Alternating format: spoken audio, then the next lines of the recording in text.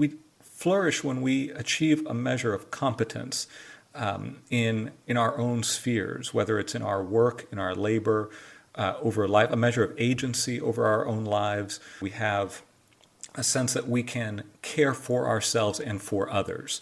And I think this is, it's so essential too to his critique of institutions, because what they have done essentially is to outsource this and disable us, because the professions, as he understood it, outsourced our capacity to care for ourselves and our loved ones in all sorts of ways.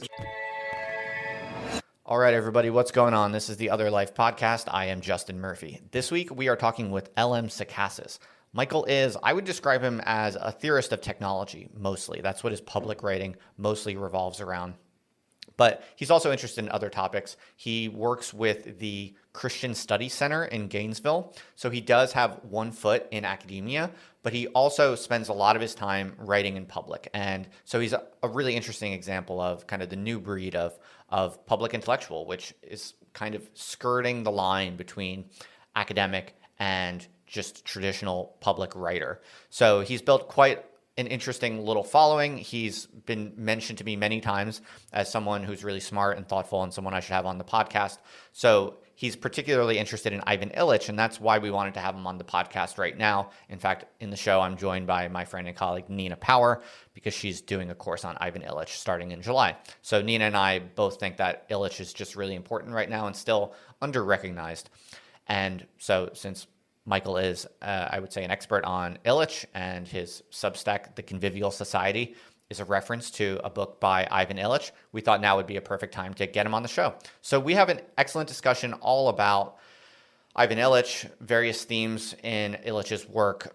The conversation really revolves around sensuality, was interestingly, and not in a necessarily planned way, became one of the main themes of the talk that we have today. And we talk about the body, and we talk about the politics that flow from sensuality and the body versus the politics that flow from a more kind of modern, institutionalized, rationalized perspective.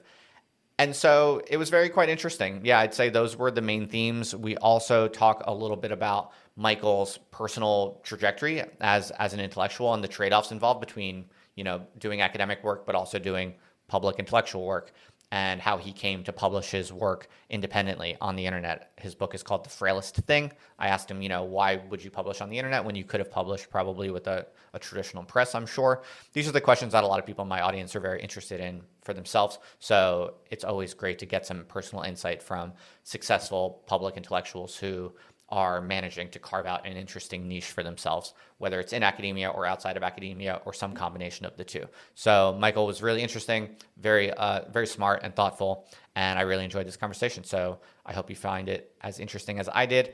And that's about all for now by way of introduction. If you're interested in this and you like it, you should definitely go check out Michael's work.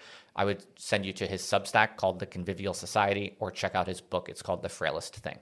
I'll put links to both of those in the show notes. All right, so that's all I got by way of introduction. On to the show. All right. Well, just to kick things off, Michael, I wonder if you'd be so kind to just, for my audience, give us a little bit of a sense of your background. How did you first start writing about technology and thinking about technology? And just give us the short summary of who you are and your background or position as a thinker and as a writer. Sure. Yeah. With regards to the question of when I first started thinking about technology, I think it happened somewhere between a master's degree that I did in theological studies and then a PhD program that I entered in 2009. And that PhD program was at the University of Central Florida, and it was titled Texts and Technology. My interest had at that point sort of gravitated towards the history and philosophy of technology, and this program was a digital humanities program, so it wasn't exactly a perfect overlap with where my interests were heading and where they had developed, but it was close enough. And so I enrolled in that program and began working on a dissertation on Hannah Arendt, and the idea was to sort of unpack what I felt was an implicit philosophy of technology in her work that was sort of run through her work.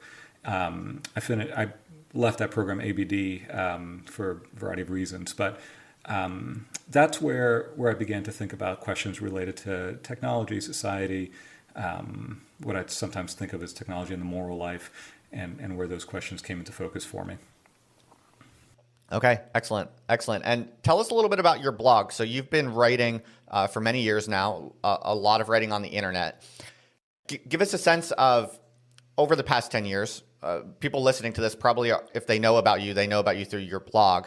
But how would you kind of explain the allocation of your effort over the past 10 years? I mean, how much of your time and effort and energy has been put into your professional work versus the blog? And just give us a portrait of that. Sure. I started the blog as an effort to sort of think out loud through my graduate work.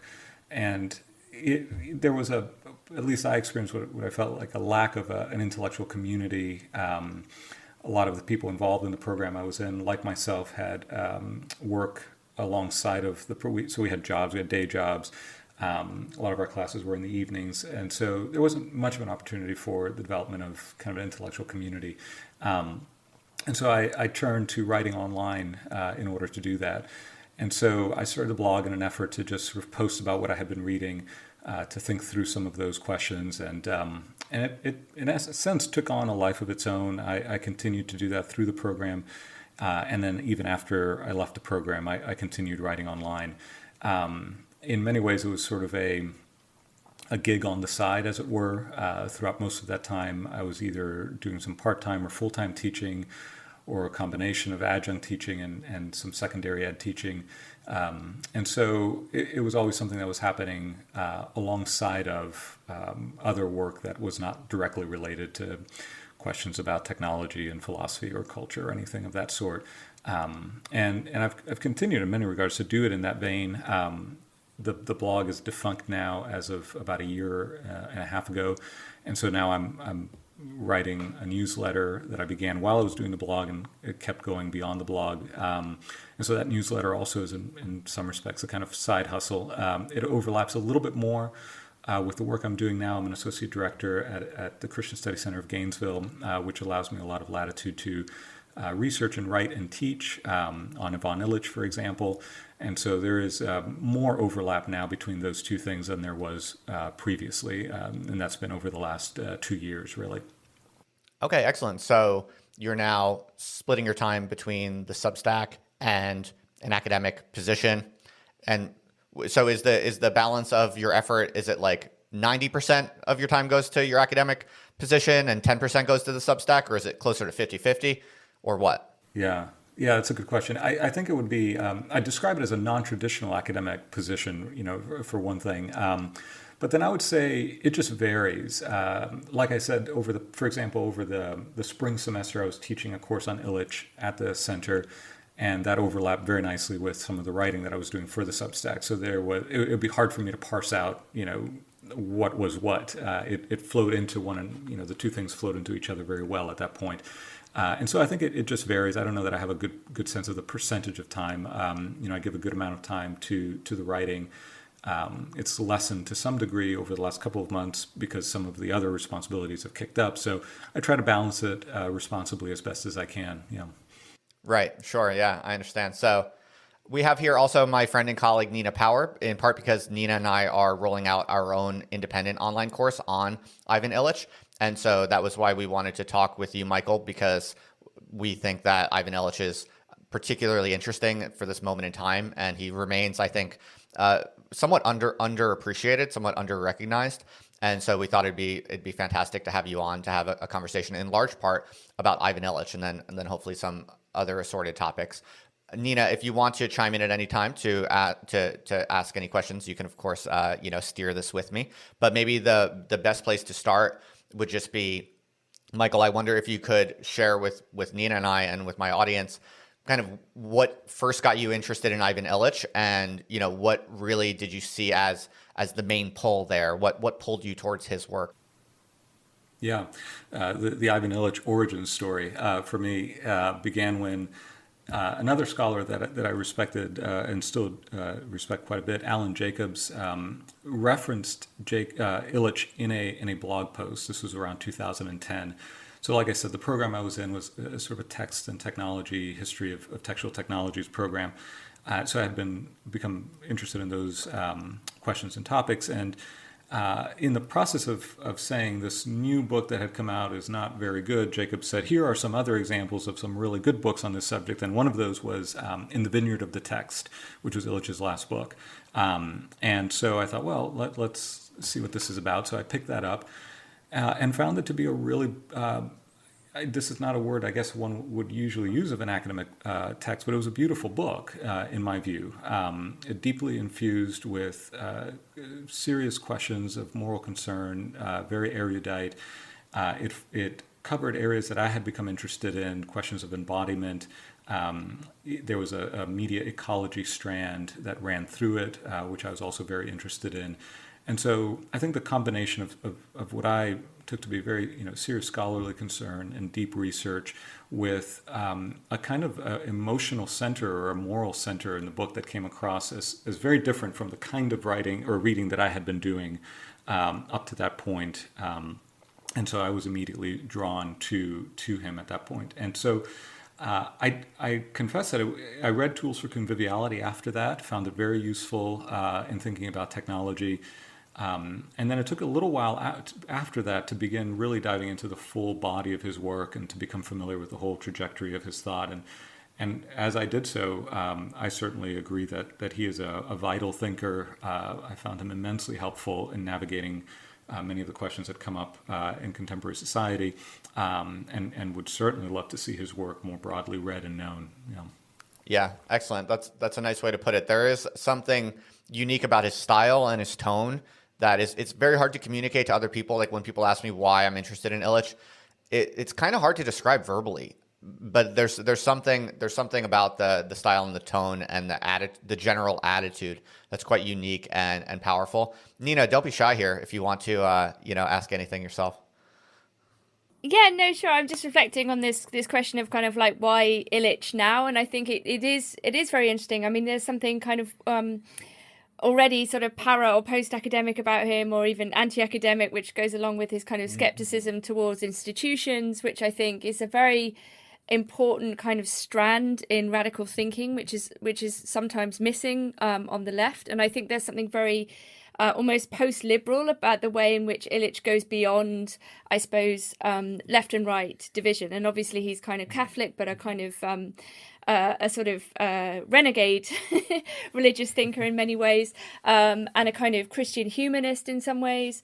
Also a kind of, he's interested in South America early on, and he has all these kind of, these travels, and he kind of, in a way, almost not exactly systematically, but he kind of goes through all of the existing institutions in society and kind of questions what they're doing in terms of these ideas about kind of health and well-being and conviviality. And so I think there's something extremely sort of timely, and I guess Agamben makes this point as well, even about Illich's work at the time, which was particularly unpopular, which was his work on gender, which I think got him in quite a lot of trouble in the early 1980s.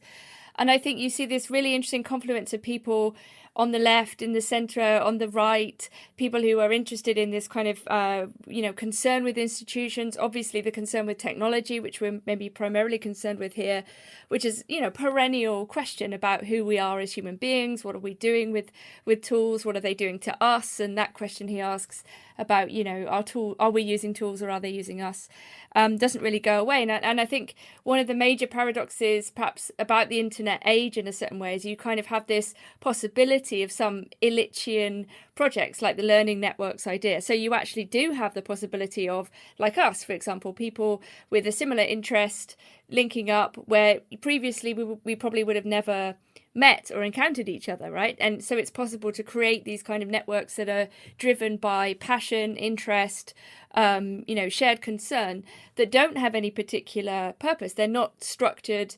They're not for they're not within the existing educational institutions. And like if you go on YouTube and you want to learn how to do something, there's an enormous plethora of wonderful instruction videos made by people purely out of the kind of, their own kindness and their desire to share their own skills. And there's something so Illichian about that at their kind of human level. At the same time, obviously, we're kind of, and this was, I think, one of my increasing concerns about some of the left thinking around accelerationism and technology, was a kind of, I don't know, going along with, I suppose, an extremely rapid, technophilic image of the future, in which we can somehow use technology to solve all of our problems. And, yes, you can get that out of a certain reading of Marx, but at the same time, I'd read Deschooling Society a long time ago, and then later I'd read Energy and Equity.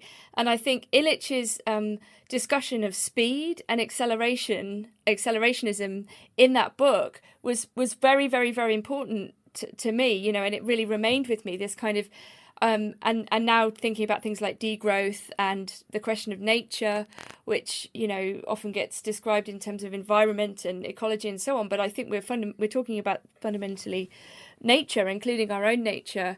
That so many people are kind of, I think, on Illichian grounds, whether they're religious or not. And I'm quite interested in religious communities in particular that kind of have a kind of a human relation to nature, which is also mediated through a question of God or the divine. So there's that kind of so much in there. So I suppose maybe my question is, if there is a question, sorry, that was a kind of no, it's good. I love it. Strong opening. It was all true. Was, I suppose, to be more specific, in relation to the kind of question of, contemporary technology as it exists in the light of all of this fantasizing and technophilia and future lust and Silicon Valley type thing. Michael, what do you think are the kind of most pressing kind of concerns that are sort of responsible Illichian Christian humanist position might need to sort of tackle, I guess? Yeah, that's a great question. I think one of the reasons Illich initially resonated with me, and even in just picking up his work on technology, there was a very very strong resonance is because of the centrality of the opposition that he draws very early on, that I think runs through his work, between a mode of receiving life as a gift contrasted to the effort to control, to program, to manage, to eliminate risk, to bring it under kind of technocratic control, systems of prediction and control.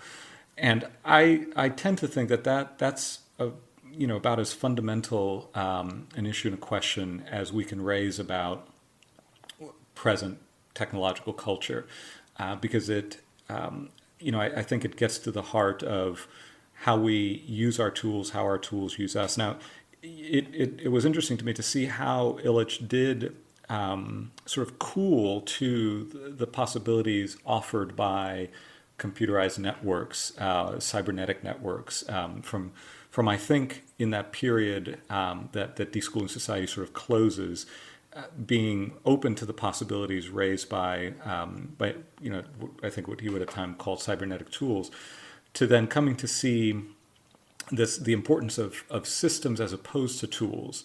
Late 70s, early 80s, this seems to become a really dramatic turn in his own thinking, and he sort of retroactively revisits some of his positions and comes to think that he may not have been adequately addressing the issues raised, precisely because he was still thinking of institutions included in this word tools as things that stood apart from us, that we might be able to, if we just thought correctly about them, master and turn towards more convivial ends. Whereas he comes to see them as systems that incorporate us in ways that are maybe more pernicious and more difficult to achieve that distance from, that the idea of a tool presumes. And the place of the body, I think, is really central in that turn in his own thinking, and becomes fundamental, I think, to the last stage of his career, and the displacement of the centrality of the body to human experience. And so I think those issues that are in that kind of nexus of his development, the loss of the body and the senses in human experience, and then the idea of just being willing to renounce the desire to control and manage our experience, and to accept our experience as a gift, which also entails accepting limitations, accepting a measure of suffering, but for the sake of what I think he would say is a richer, better way of experiencing, of inhabiting human existence. So those are I think the fundamental questions for me, or issues for me, or themes that Illich raises that we have to come back to again and again in our own thinking.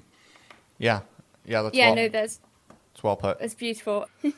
It's quite interesting, isn't it? There's a paradox or contradiction in that when we read Illich today, when we read his critiques of institutions, which are now several decades old, they ring so true today. I mean, if you look at public opinion data on institutions, trust in institutions almost across the board, it's like a gradual decreasing line if you look at any of the mainstream institutions, media, academia, and so on.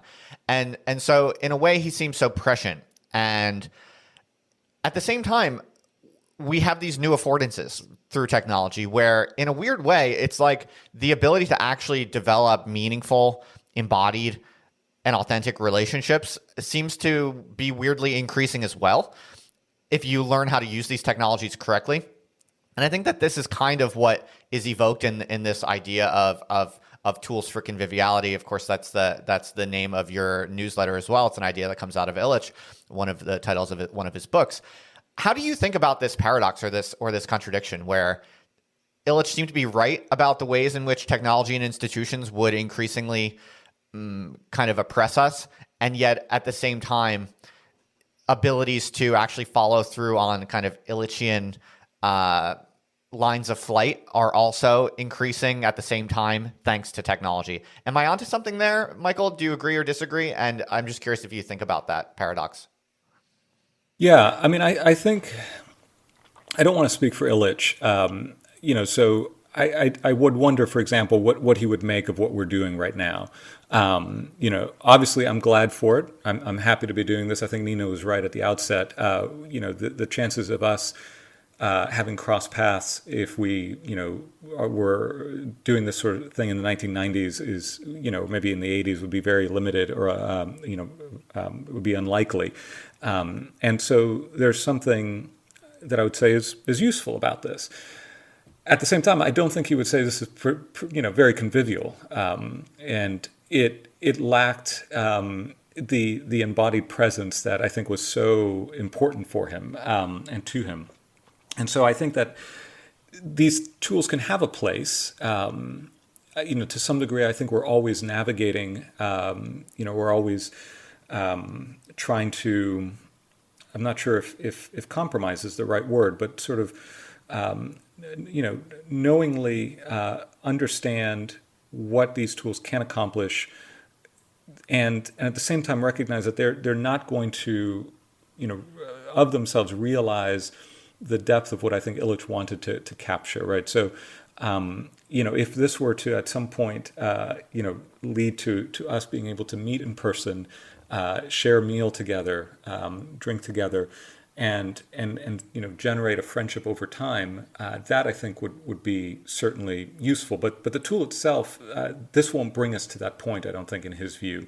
However, good it may be. What about fully developed VR? Could that? No. Yeah, no. You both say no. I'm not sure. No. There's still It's the cutting off of the sensual experience, I think, of the body.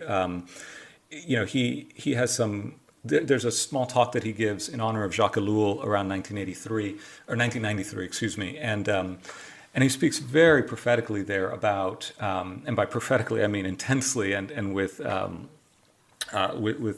deeply critical spirit, about the way that we're cutting ourselves off from reality. And when I've written about that, I do say I'm not sure that I would necessarily use that language. I don't think what we're doing right now is less real, sort of ontologically speaking, than if we were meeting in person. But it's certainly a different mode of experiencing reality. And I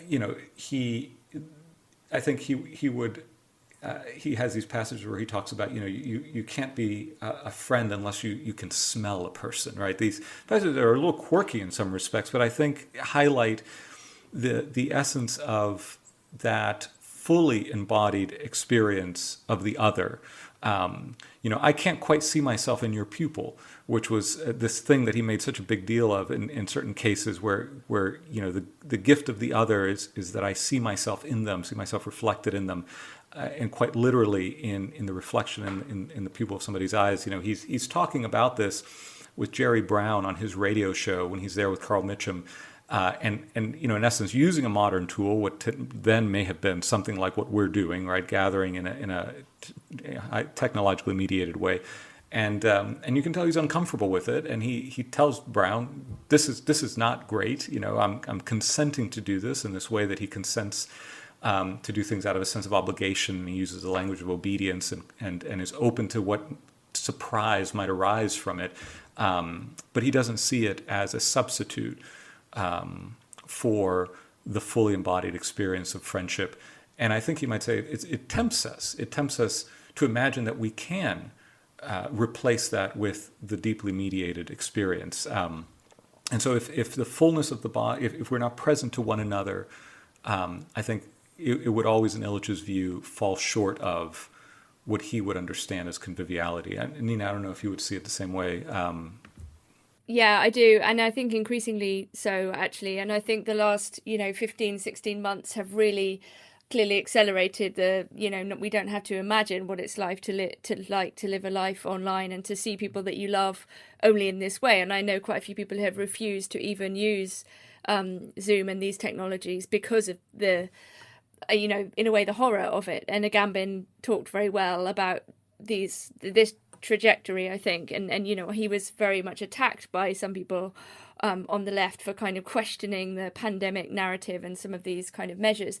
But I think the level at which Agamben was talking, and I think it was very Illichian, was precisely in these kind of deep anthropological humanist ways about things like embodiment and the face. And I think at the end, the older I get, it's like I feel that there isn't really anything else, and that these desires to want to change nature, to, as you say, Michael, very well, this desire to control and to fix and to solve problems and to respond to desires that you might have, but, is a refusal, to be grateful for what there is and to accept nature and reality and everything that we do have, friendship and when we have those things. And but also, it's to mistake or to try to avoid this sense of tragedy and suffering, which again, Illich is so profound about. And I was teaching Illich the other day, and people were responding to an adult ed class, so a lot of retired people, and some people were really finding it difficult to accept this defense of suffering. In a way, they didn't want to. He said, "Well, why is he saying suffering is a good thing?" And I'm sort of saying, "Well, yes, but it's also kind of unavoidable, and it's in order to sort of deal with life and death, and to have those in relation again, as really many people in history did. Humanity did have a different understanding, we could say. It wasn't a hygienic understanding of death and health and all of these things." That this is he's mourning, as you say, like the loss of a relation to these things, because when everything becomes detached and disembodied and technologized and institutionalized or systematized, then meaning is lost. And I think you have some beautiful phrases in your collection of thoughts on technology in the Frailest Thing document, where you're talking about the undesirability of a frictionless life. The idea that you can somehow get to where you want to go without any turmoil or troubles or obstacles, and that this is what you want. And I think we're coming really up against these kind of questions when it comes to very real things like surrogacy. Does everybody have a right to have a child, for example? Is there a way in which people might, in a way need to come to terms with if they can't have a child or it doesn't work out for them? That these desires, can't be answered at the level of a kind of consumerist desire. Just because you want something, it doesn't mean that you should have it or that you will get it. And I think that kind of logic has permeated almost every aspect of human life, that takes it precisely away from the mythical and the tragic and the meaningful. So in that sense, I kind of completely agree with what you're saying. And just, another sentence I really liked from your work, where you're saying, why a life made easier by technology may not be happier. That this idea that we want ease and speed and comfort. And, I think of that Dead Kennedys record, give me convenience or give me death, this, this fundamental like axiom of, consumer capitalism, and I do think, the older I get, the more I just go outside and, listen to a bird singing or see a tree or something. And I'm just very, very moved by these things. And they're so simple, but they're so important. And, I feel, like this kind of great desire to defend nature, to defend everything that is not man-made, as it were. Of course we are part of nature, but the further away we get from our own nature and our own body and our integrated relation to nature, the more, I don't know, deathly, but not in a meaningful way, Right. things become. I've been thinking about this recently because Illich certainly is not. I wouldn't say he's anti-technology. He's obviously very much against certain forms of technology and certain forms of institutional life, and so it's not as if he wants. I mean, he's very adamant about it. He's not romantic about the past. He doesn't want to revive some past age, although he took great. I think he draws a great deal of wisdom from the 12th century, which becomes this very important period of human history for him in many respects. But so it's not that we're trying to regain some sort of noble savage state, but that there is, and this key concept for Illich is that there are these thresholds that need to be identified, and that there's, I've been thinking of it in terms of a threshold of artificiality.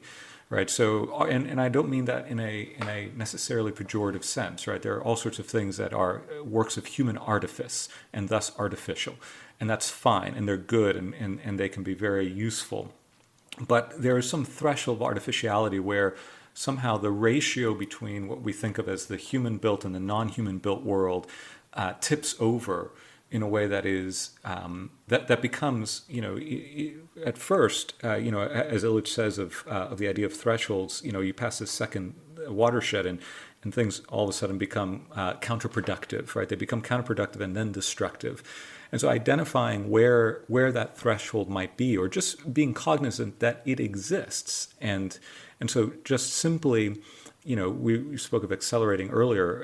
Illich, in the midst of writing during the Vietnam War, uses the word escalation. You can't just escalate yourself out of every problem you have, but that's the only mode that industrial society knows.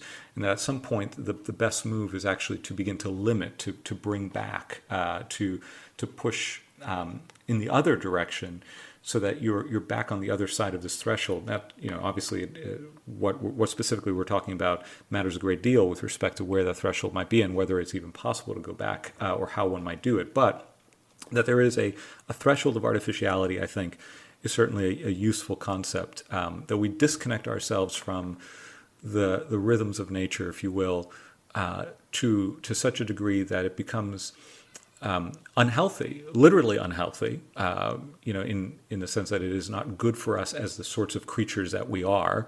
And then there is a loss of meaning that comes with that as well. And it's also what we do to the natural world as a consequence of that, too.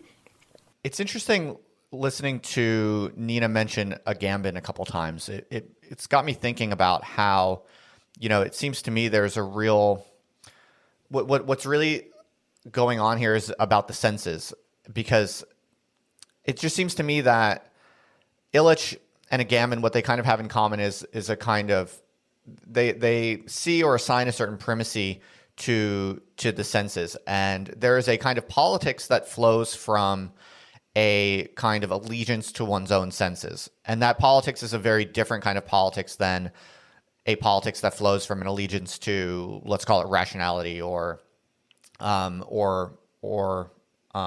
authority really? Would authority and rationality seem to be kind of aligned in a way? Because if you have a kind of rationalist mental model of the world, you're going to tend to trust those who have who are the smartest, or who are deemed to be the smartest or most trustworthy. And so I think that this is kind of what we're seeing play out in a very interesting way. It's like, if you take your own senses as base reality, then you're going to just instinctively oppose things like overly aggressive lockdowns. And you're going to say, no, I'm going to see my mother and my father in person, whether you want me to or not, whether it means I might die or not. It's just like, if your senses are base reality, it leads to a certain way of acting and a certain way of taking on different types of risks and a certain way of rejecting certain directives.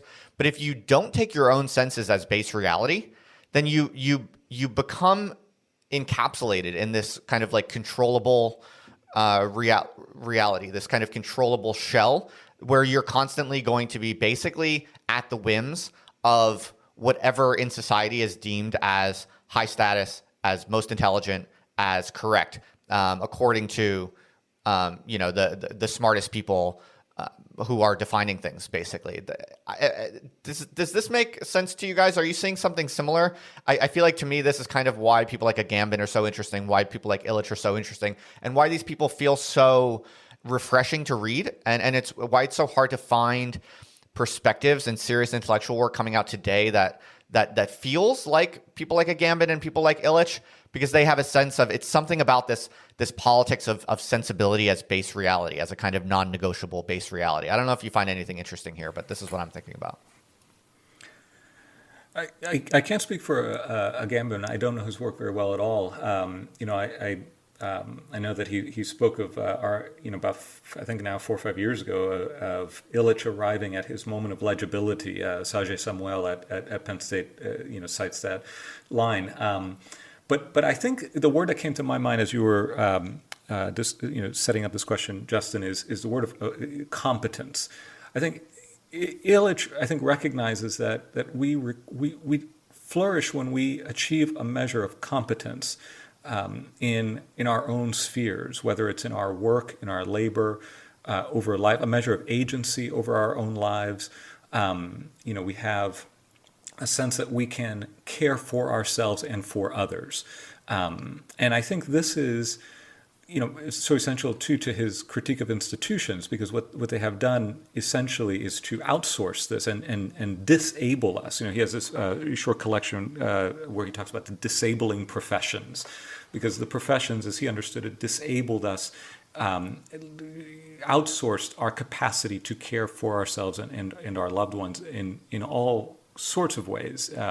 There's a lovely passage in which Illich, I think it's in Tools for Conviviality, talks about how the human being has an innate capacity to care for, to bury, to build each other's homes. There's a list of things that he says we have this capacity to do these things for ourselves and for those we love. And if we did them, we'd have a sense of purpose, a sense of satisfaction. It would be good for us. But society has evolved in such a way that we do not feel we can do any of these things. I'll share with you a story that in the class that I was teaching last semester, a grad student shared with us as we were talking about limits to medicine. And he said that in the last semester, a colleague, he was a scientist, and at his lab, a colleague had died at their desk. And it was a very traumatic moment, obviously, and it was shocking. And he gathered with a couple of his colleagues to talk about it and to just comfort one another in a very small group, 2 or 3 people. And one of them said, "Well, I don't think we should be doing this without a counselor present." And to me, that was such a poignant example of precisely the thing that Illich was talking about, the sense that I can't do this for you and you can't do this for me unless there's a certified professional present to guide us through this. When comforting one another in times of loss, it has been so fundamental to the human condition that we would not be able to do that for ourselves because we have been de-skilled in that arena of human experience so profoundly.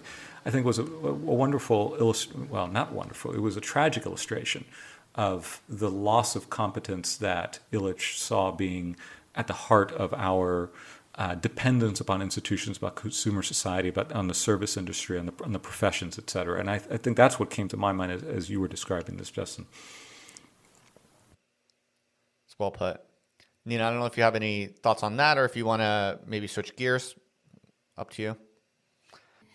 Yeah, no. I mean, I was thinking actually about kind of social roles, and I do a podcast with a couple of other people, with Helen Rollins and Benjamin Studebaker, and Benjamin always talks about this kind of loss of social roles, and it's very interesting to contrast, I suppose, this kind of skepticism, or what to maybe increasing skepticism towards experts and systems and structures and institutions, which feels very Illichian, hence his sort of continuing relevance.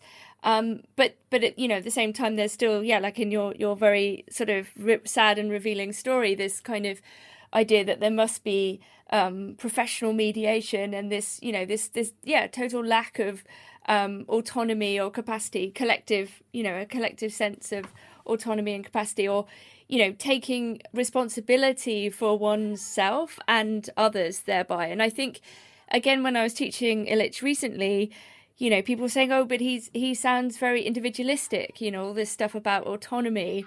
And I was trying to say, well, I don't think that they're separable. I think if you understand it, it's like to take care of oneself is also to take care of others. It's to basically not put yourself in a situation where you are dependent upon other structures in order to be looked after, and that, therefore you are kind of not responsible for yourself. And I think of course, in a certain sense, that sounds almost like, I don't know, individualistic or liberal, because I think parts of the left have become so dependent upon thinking about the state, or, that the state is the one that takes care of you in a certain sense, like for example, in the National Health Service, which, in many ways is a wonderful institution in the UK. It's an absolutely ginormous bureaucracy. like more than 1.5 million people work for it.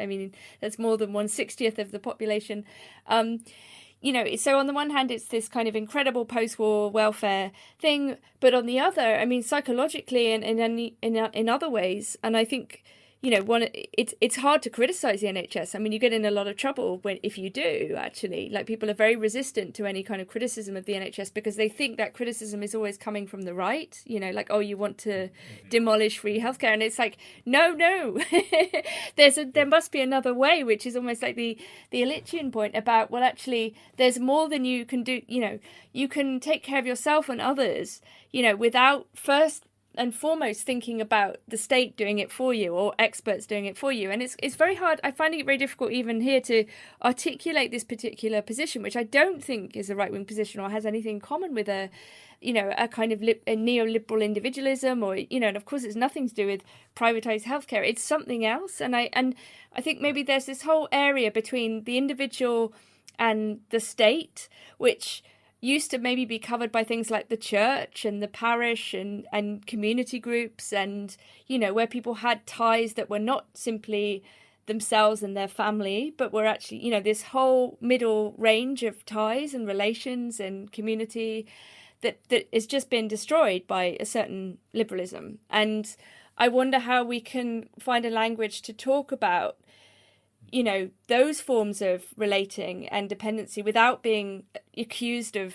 falling into right-wing positions. I guess that's my question. I sympathize very much with that. There are segments of Illich's work which, if sort of pulled out in the American context, I say that they sound very libertarian, but that's only you would be only, I think, be seeing part of one side of a coin, and the other side of the coin is the interdependence. And I don't have it pulled up right now, and I don't have it quite committed to memory. But again, I think it's in Tools for Conviviality. Maybe it's in Deschooling, where he talks about what he is aiming for is, he doesn't use the word autonomy, but it's a measure of agency for the sake of a mutual interdependence, right? For the sake of the community that you can help, your family, your neighborhood. So it is not a kind of radical bootstrapping individualism. It is something different than that. But our certainly here in the States, and it sounds like also in the UK, our political landscape, public discourse is such that to raise certain kinds of questions or concerns is to immediately sort of be positioned as being, on the right in these ways that I don't think is what actually is the case for Illich. And of course, Illich, even in his own life, never made anybody on the right or the left happy. Many anecdotes about those who came to Cuernavaca thinking they were getting something and being disappointed because that's not exactly what they were getting. They're getting something different altogether, for which I don't think didn't have then very useful categories and don't have now also. And I think this is, in some ways, I think the burden for those who would recover Illich is to create the space to just first hear what he is saying, apart from the categories that we would be immediately tempted to impose upon him based on our present sort of political space. Yeah, I think that's right. I think the reason Illich feels today so kind of post-left and post-right is the same reason why he feels so relevant and prescient now. Why, as Agamben says, right now seems to be the hour of Illich's legibility is precisely because it seems to me that as people are waking up to the disabling tendencies of institutions or the disabling tendencies of these kind of professionalized structures that largely kind of dominate the 20th century kind of period, people are realizing that actually if institutions as such are a big part of the problem, then to reconstitute our lives in a way that is desirable essentially requires us to create these life worlds kind of from scratch in a way together, not as individuals, because you literally can't do that as an individual,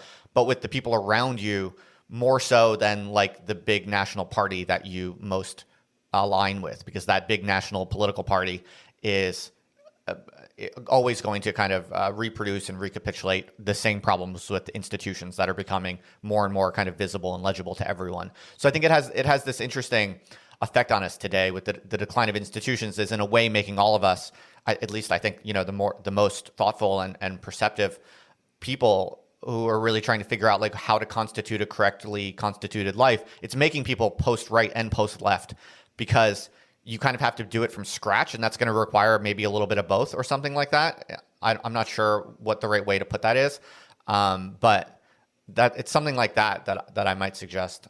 I'm not sure if you guys would agree with that or go in a different direction.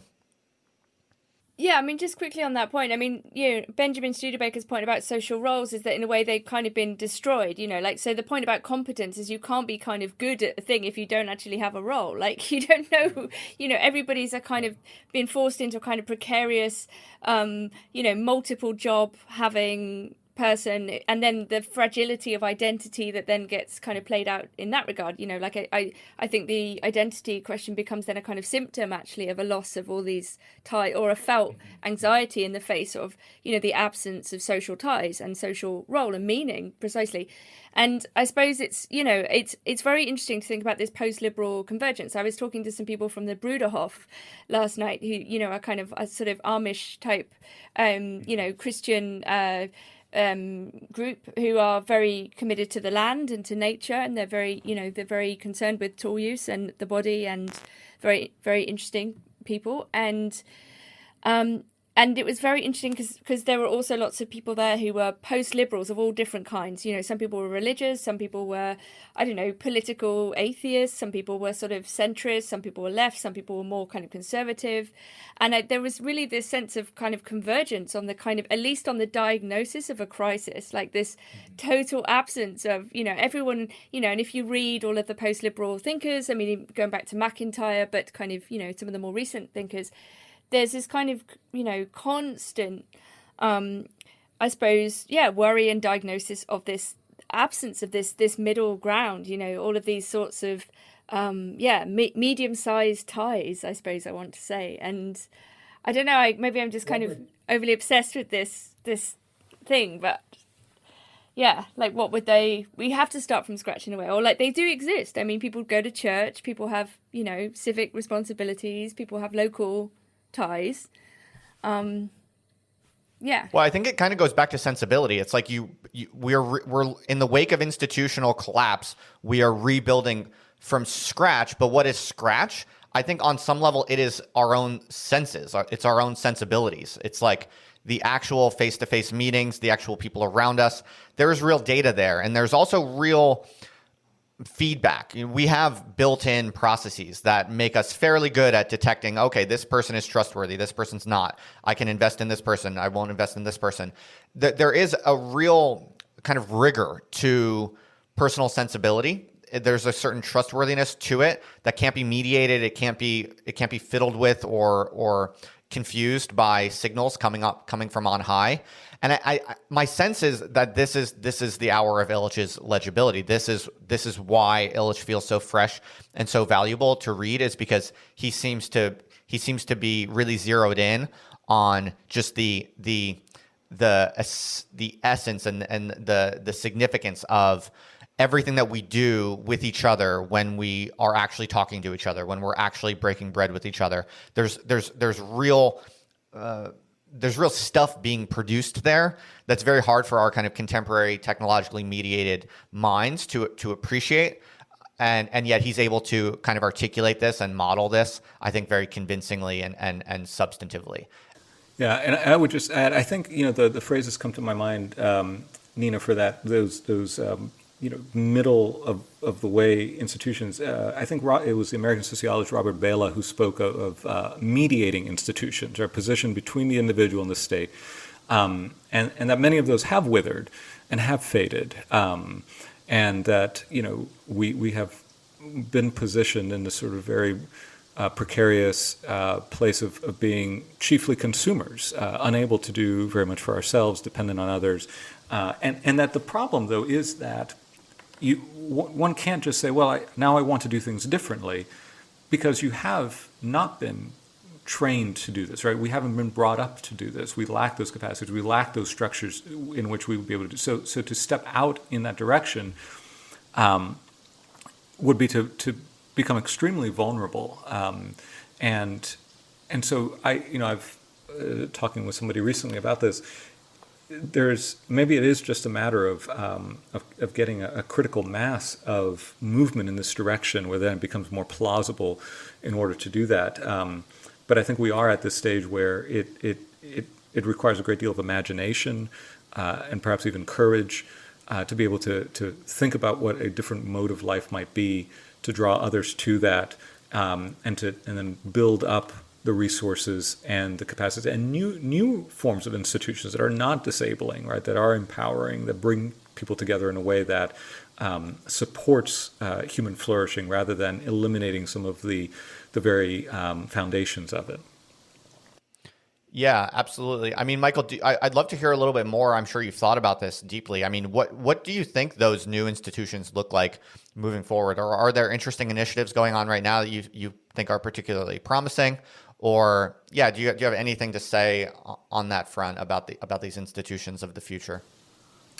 That's a great question. I think my first thought is I wish I had more to say about it. So in my own personal context, I think of the institution that I work for right now, and I do kind of think about it as something that might give us a glimpse of what learning might look like without credentials in view, without the dependence on the school system in view.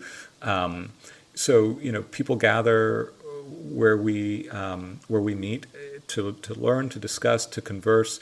They get nothing out of it, except the joy and satisfaction that comes from being with other people who are interested in thinking and learning together, right? And so, but we don't. The question of how do you sustain this work is also important. So we depend on donors, on financial support.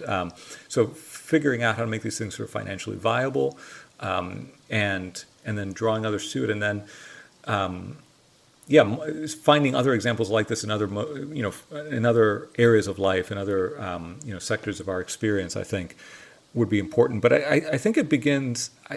This seems so inadequate in some respects, but I think there is something really vital to this. And Illich, I think himself would say, it begins when we invite the other across the threshold of our door and sit with them together at a table, and we sort of almost learn what it is to enjoy that, to recognize our mutual humanity in that way. And so it is a matter, I think, of starting at this very seemingly insignificant but critical level of learning to recenter our experience on our body, cultivating friendship, pursuing truth in these contexts of small scale friendships that are places where we can trust. There's such a tremendous amount of cynicism and posturing in public intellectual life at the moment, right?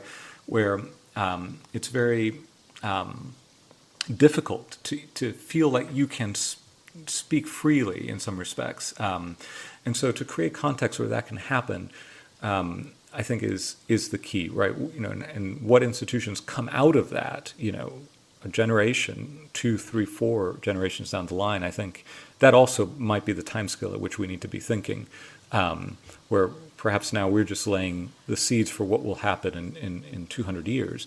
I don't know if that's helpful at all. It often doesn't feel helpful when I say this, but yeah, I mean, it's a massive question. I was just curious what your intuitions were, but no, there's an important lead there. I mean, I think one interesting question to me is we've talked a lot in this podcast about senses and sensibility, and Michael, you've mentioned the body and kind of centering or learning to recenter the body. I think a lot of people listening could easily want to interpret this as meaning a kind of justification for a kind of hedonism. And I think that this is a kind of a potential threat or a potential risk to the emphasis that we're putting on senses and the body. Because, of course, Illich led a fairly culturally conservative life. He was, of course, a Roman Catholic priest. And, he spoke very much about the problems and the threats of sins such as lust, right? And so I think in an interesting way in our culture today, all the stuff we're saying about sensibility in the body makes a lot of sense to people. And then they say to themselves, oh, okay, so then I'm just going to go have a ton of romantic partners. I'm going to be polyamorous and I don't need to ever get married or, tie myself down. And that's, I think, very much not the gist of what Illich is trying to teach. And in fact, in one of your letters in the Convivial Society Substack that you run, the one that's called Surviving the Show, Illich and the Case for an Ascesis of Perception, there's an interesting opening quote by Ivan Illich. He's talking here about Jacques Ellul, but the idea is basically says that he refers to the chaste look that the rule of Saint Benedict opposes to the cupiditas ocularum, or lust of the eyes, seems to me to be the fundamental condition for renouncing that technique which sets up a definitive obstacle to friendship. And so he's talking about this kind of asceticism of a kind of sensual praxis, but not the kind of sensual praxis people today would naturally think of when they think of the senses or sensuality, which immediately goes into a kind of sexual, hedonistic kind of a register. He's actually talking about the chaste look of Saint Benedict. So I'm just curious if we could pause on this. I'm curious if either of you have any takes on this, because obviously sexuality, gender, these are huge topics today. I just think it's an interesting provocation. I just wanted to throw out there because people listening to all this talk about sensuality in the body might not naturally understand this aspect of the asceticism of it, the self-discipline. Yeah. Can I just add something on that? I mean, I think, course. Yes, we live in a highly sort of hedonistic, sexualized age, and it's both puritanical and prurient. And I always talk about the puritanical nature of our age.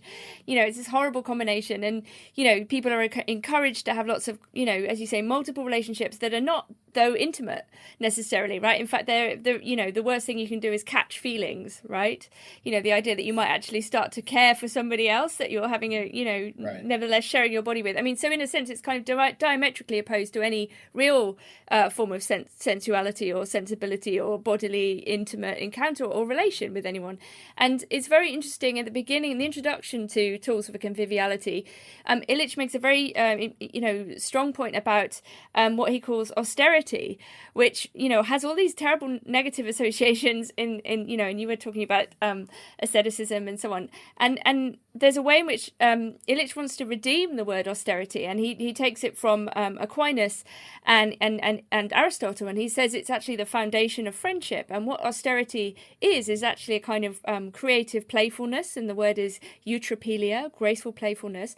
And austerity is not about excluding enjoyments, he says, but only those which are distracting from or destructive of personal relatedness. And this is a very interesting point when we're thinking about, like, when we're with someone else, like we're with a partner or we're with a friend, or a family member, and somebody, we do care about, and we have deep ties and attachments and duties and, love and all of these sorts of things.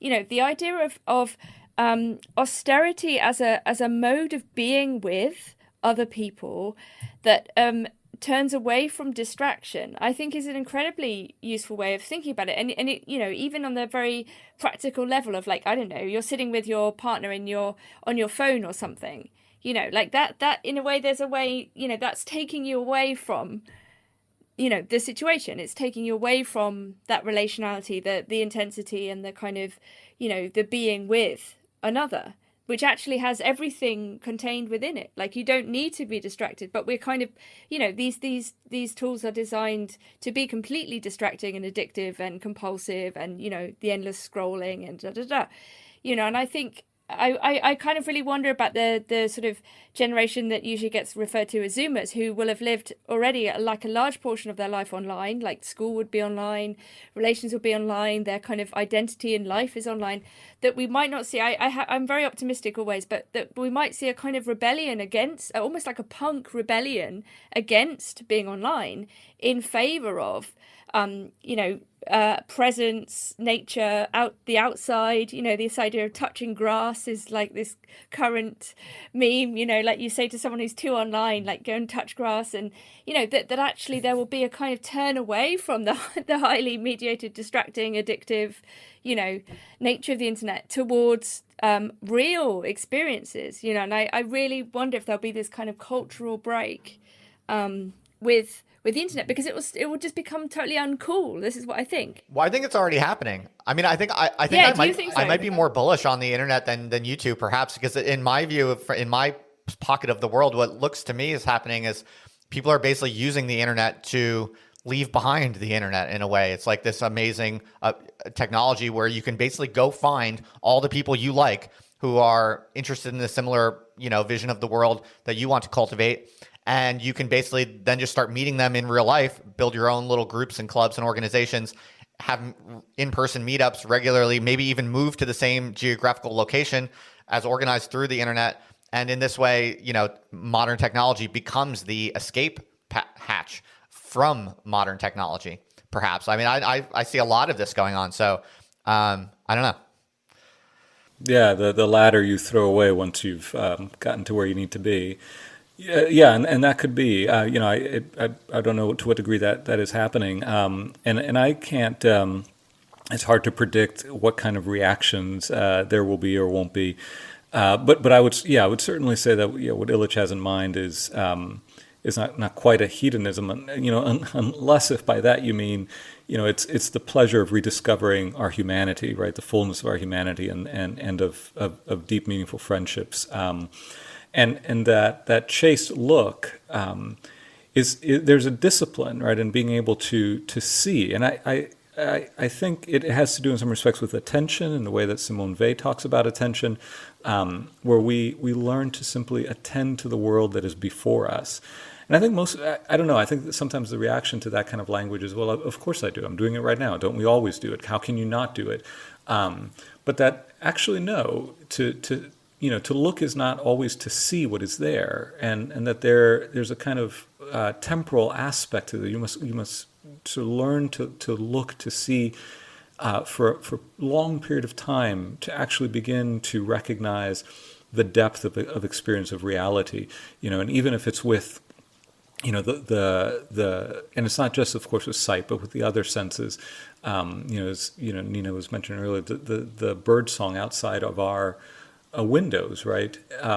It's always there, but I don't know that we always attend to it in a way that makes it the small little miracle that it is, to attend to the patterns and the rhythms of the world beyond our heads. It actually takes a measure of discipline because everything is calling us away from it and fracturing our capacity to attend to it. And so that's the kind of asceticism that I think Illich was in the last stages of his life trying to rediscover in the way that he always did, which was to turn back historically to trace the history of perception, the history of vision, the history of each of the senses. And that's a project that was cut short for him by his death. But especially on vision, he has some really interesting papers. That newsletter you referenced is built largely off of a couple of those, one written in the last year of his life. But to learn to re-engage our senses, I think is what's in view here. And I think his sense is that that there's a reward, there's a payoff. And it's the sort of thing that you can't communicate, you just have to experience. And certainly I think for Illich there was a theological dimension to this, which isn't always apparent. And so, where you ground, the good that you will receive will vary. That's maybe another discussion, but right, the disciplining of the senses is for the sake of a deeper enjoyment of the world. I want to learn a little bit more, Michael, about how you see the current landscape for intellectuals, because I see you as a very fantastic example of someone with a background and a footing in academia, but who's also really leveraging the internet quite effectively to perhaps carve out a bit more space for oneself to pursue the ideas that you're interested in your own language, in your own way. And you've done quite a good job. You have, I think quite a lot of subscribers. You're quite renowned, I would say. Everyone I've ever heard mention you is always in a positive light. And so you've built, I think, a pretty impressive little profile for yourself, mostly through writing on the internet. And so I'm just kind of curious how you see this landscape. Was it surprising to you that your writings developed the following that they developed? Did that come as a total surprise to you? And what do you make of that fact, especially as you compare it to the current, prospects in academia? Yeah, no, that's certainly a surprise. It's still, I would say, very modest, especially by measures of some people who have now kind of made their own brand and gone out and done the Substack thing and are obviously doing quite well for themselves. I don't make a living exclusively off of what I do, but it is an important part of the writing is an important part of how I do make a living, and so I'm glad for it. And I don't know that I had a plan setting out. Like I said at the outset, I just started writing because it felt like a good thing for me to do. And at first it was in conjunction with this sort of what I thought was going to be a very traditional academic path. You do your PhD, you go on, you get a career teaching somewhere. Of course, even then I knew that the odds of that panning out were quite low. But the only thing I've done is to keep writing, and so it's been by some measure of luck and good fortune that at some times that writing has caught the eye of this person and another person. I've had very generous readers who have shared the work and spoken well of it, and so I don't know that I have ever had a method or a program. I was always just trying to make my way, and this sort of emerged along the way, and I'm glad for it. And I've tried to nurture it to some degree, more so over the last couple of years. But I think fundamentally it just comes down to me sitting down and continuing to write, and hopefully in a way that others find helpful and illuminating. And as I frequently say, it's often an effort to channel the work of other scholars that I'm indebted to, Illich and Ellul and McLuhan and Postman and this older generation of critics that I think have so much to say to our present moment. And so I try to be a kind of conduit to their work as much as possible. Yeah, absolutely. And your book, which is called The Frailest Thing, which you published on the internet, I'm curious a little bit about the decision calculus there. I mean, you're a very successful and accomplished person. I'm sure you could have very well gotten a traditional book contract for that book, probably, if you wanted to and you tried to.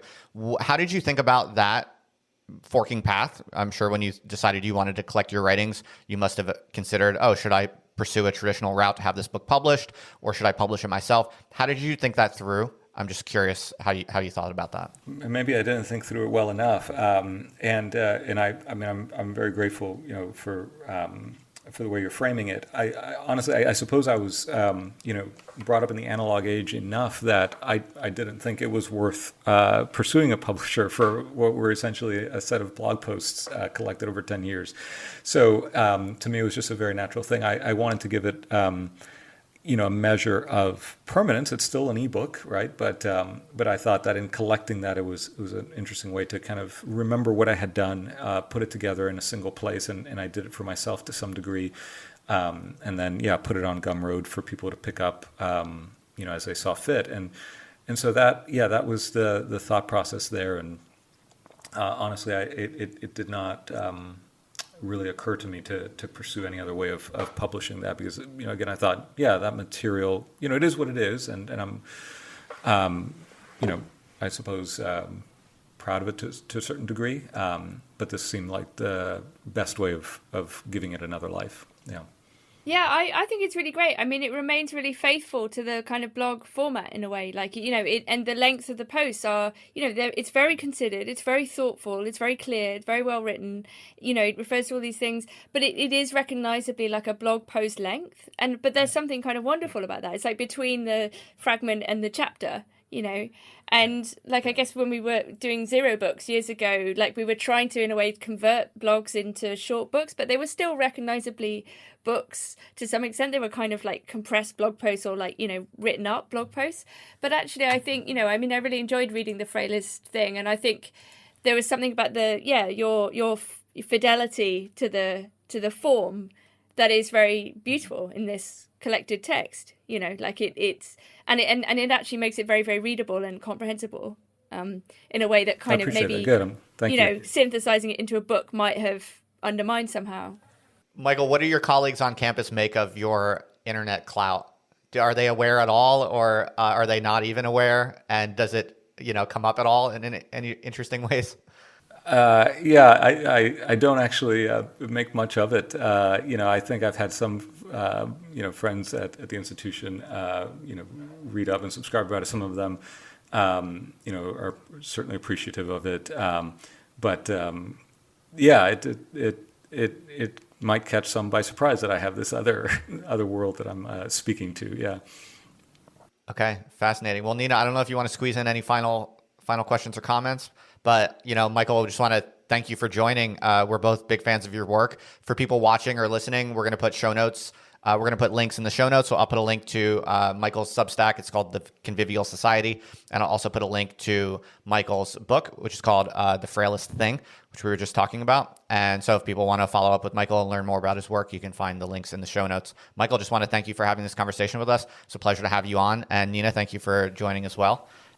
Thank you, Michael. It was I really, really enjoyed listening to what you said and the way you said it. It was very beautiful. Yeah, and thank you both for having me on. It's been a pleasure. Yeah.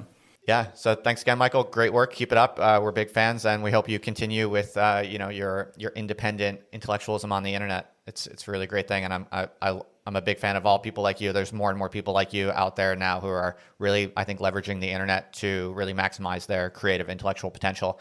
And I mention you sometimes to people as an excellent example of that. So thanks for doing the work you do, and I hope you keep it up. Thank you very much. Yeah. Thank you. All right, guys. Thanks so much for joining us, and for everyone watching and listening, we'll see you next week.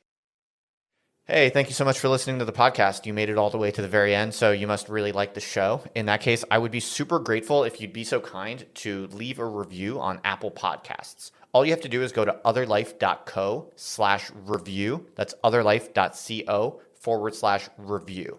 And it'll send you to Apple Podcasts. Just leave a review. You can be honest. Tell me what you really think. I'd really appreciate it because it'll help other people find the show, and I'm really trying to grow out the podcast. So thanks for listening, and thank you for leaving a review. I really appreciate it.